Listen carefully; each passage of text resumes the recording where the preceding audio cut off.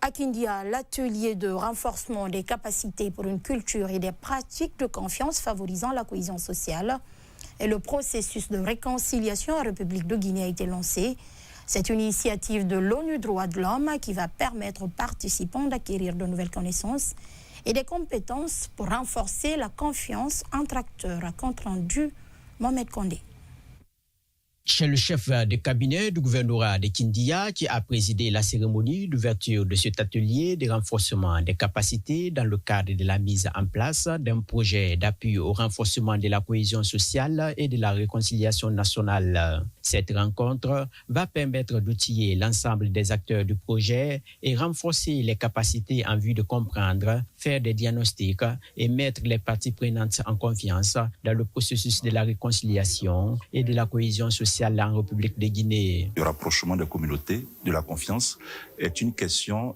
d'intérêt majeur actuellement en République de Guinée, justement dans le contexte actuel de transition politique. La Guinée est un grand pays avec plusieurs peuples et dans le cadre du renforcement des liens entre ces peuples-là pour réaliser la consolidation et l'état de droit, il était bon que nous organisions cette activité en vue de faciliter les échanges, le dialogue, en vue de porter sur les fonds baptismaux des réflexions qui pourront aider tout ce qui ira dans le sens de la réconciliation nationale. Le projet Appui au renforcement de la cohésion sociale et à la réconciliation nationale est financé par le Fonds des Nations Unies pour la consolidation de la paix à travers 3 de ses agences. 45 personnes issues de la primature, du CNT, des agences des Nations Unies ainsi que des ONG partenaires de la mise en œuvre du projet prennent part à cet atelier. Nous sommes ici avec l'aide d'experts étrangers pour nous aider à comprendre comment ça marche la confiance et en quoi leurs outils peuvent nous aider à contribuer aux côtés des autorités, de la société civile, de la population, à mieux connaître ce que nous traversons